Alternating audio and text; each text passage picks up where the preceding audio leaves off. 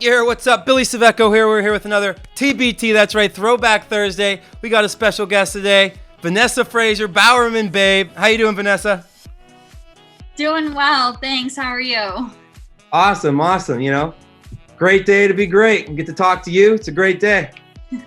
So we're going to start things off with a little bit of a speed round just to ask you some fun questions about like your high school days. And we're going to start off with, are you ready for this, by the way? I guess so. I'm a little nervous. No, you'll be good. So before a race, what is your favorite pump-up song? In high school? Sure, yeah. Probably the Yin Yang Twins, To the Window, to the Wall. Yes. High school, what was your all-time favorite high school course to race? Cross country? California State Meet Course. Woodward Park, right? Mm-hmm. That's right. You just did it. That's awesome. What's your favorite pre-race food? Just some simple pasta with marinara sauce and chicken. There you go. Do you have a stretch that you can't run your race unless you do it? I need to, these days, because I'm old and creaky, I need to get my ankles to pop. Okay. What helps you stay calm when you race? You've won some pretty cool races. You've raced at the highest level. What's something that you do to stay calm when you're nervous? I love listening to music and dancing in the hotel room before, dancing in the car on the way. Just helps shake the nerves out a lot. What's your go-to dance move? Oh gosh, you do not want to see that. That's all of my skills. Who's a runner you looked up to when you were growing up in high school? Shalane Flanagan, who now is one of our coaches, which is awesome. So cool how that happens. Yes. What's your favorite? Do you have like a pre-race ritual, something that you have to do, superstition? In high school, I always had to wear a hair bow in my ponytail, and now I have to wear a ton of glitter all over my eyes and like on the side of my eyes. Oh, so fancy. Look good. What was your favorite high school XC memory all time?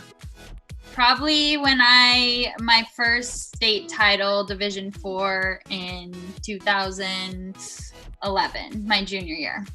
Awesome. All right, that's it. I just wanted to let the kids know that you're a person just like them. So we'll start with, I read that you started running in third grade, and that's incredible. I didn't start running till like my senior year of high school, so that's a big jump on me. Talk about like what got you started and, starting when you're in third grade, how much that prepared you for high school. Yeah, I ran my first 5K in third grade, which for a third grader, it's pretty long. And I like naturally had the competitive juices flowing back then and just wanted to keep getting better. So I kept doing it every year. And there was always a girl that was faster than me from like third grade to middle school cross country. Like there was always somebody beating me, and that really drove me. Like I would tell my coaches every day, like, how am I going to beat so-and-so at the next race? And eventually I did. So I guess paid off.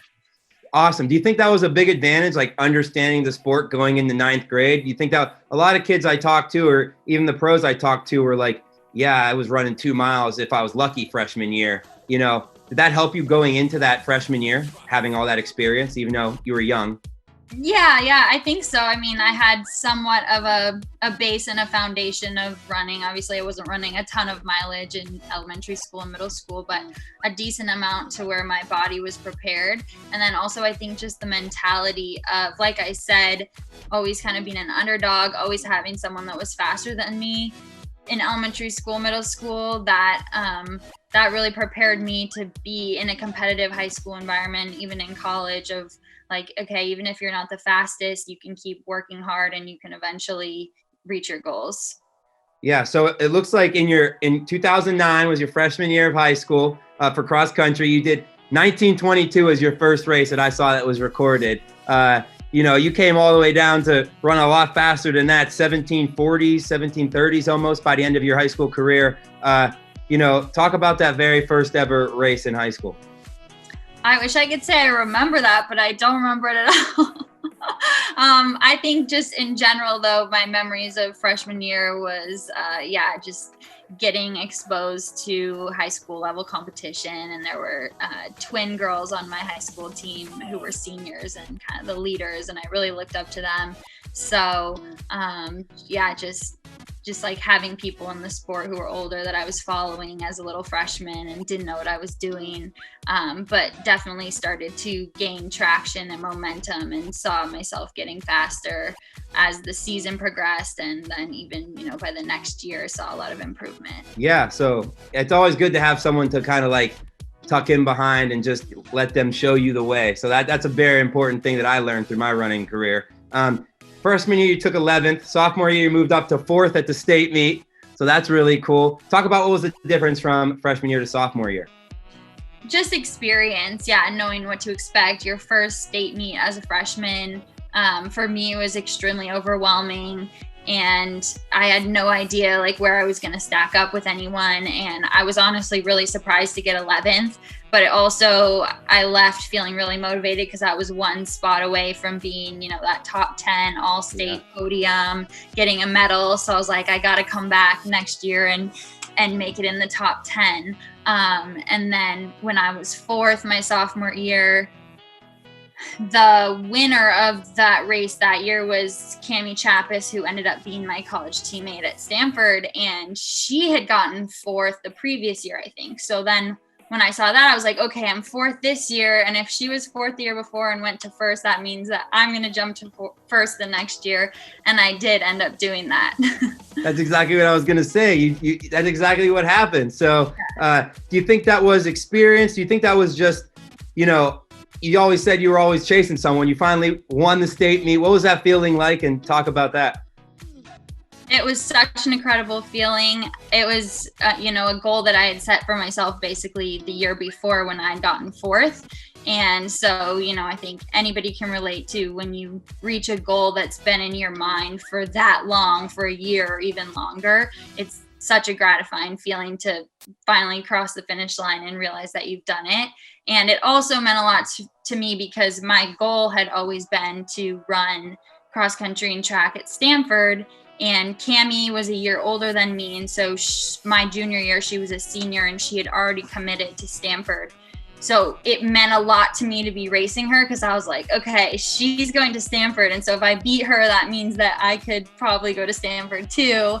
Granted, she had a really bad cold that race, so I have to give her a little bit of credit. But I was still really pumped when I beat her, in a friendly way. And I was like, hopefully see you at Stanford, in a couple of years. Yeah, it sounds like that was kind of like maybe your, not breakout race. I'm sure you've run some good races before that, but that was kind of the time when you understood, like maybe, like you said, maybe I can run at Stanford. Maybe I can be the best in the state, like you said, and move on to, I saw you ran regionals that week or that year for Foot Locker as well. So that didn't go super well, but yeah, I saw that. Talk about, was there mad pressure your senior year to repeat state champion? Like you won junior year, you went from 11th freshman year, 4th sophomore year, 1st junior year. What happened senior year, and how much was that pressure? And talk about that. Yeah, I definitely had the goal of repeating, but I don't think I necessarily saw it as pressure because it was such a big goal that I ticked off the year before. I more saw it as icing on the cake. Like if I can repeat as champion, this will just, feel extra good. But, at that point, I had already committed to run at Stanford, and I think that was huge to have that weight lifted off of knowing where I was going to run in college. And I was more just seeing it as fun, like, my last high school cross country race, I'm going to go have fun. Hopefully I win. But it was a very, actually pretty low pressure situation, having already ticked that box. Yeah, no, that's good. And I think it's important, that you can be able to relax. A lot of people put the pressure on, and we were just talking to Grant, and he said when he won, he felt like all eyes were on him, and he had a big target on his back, right. Because he won Foot Locker as a junior, and he had to come back, and he was like, I was crazy. You'd be walking around, and kids would talk about you. You could hear whispers, like. So mm-hmm. He said that was something that he actually struggled with, and it was cool to see him be able to relate, like, to just a kid who's even trying to win his district meet when there's pressure on there. So that's cool that you could remain calm, because that's a very tough thing. Yeah, for sure. So basically, what do you think? What do you think's the biggest thing you took away over that growth over that 4 years?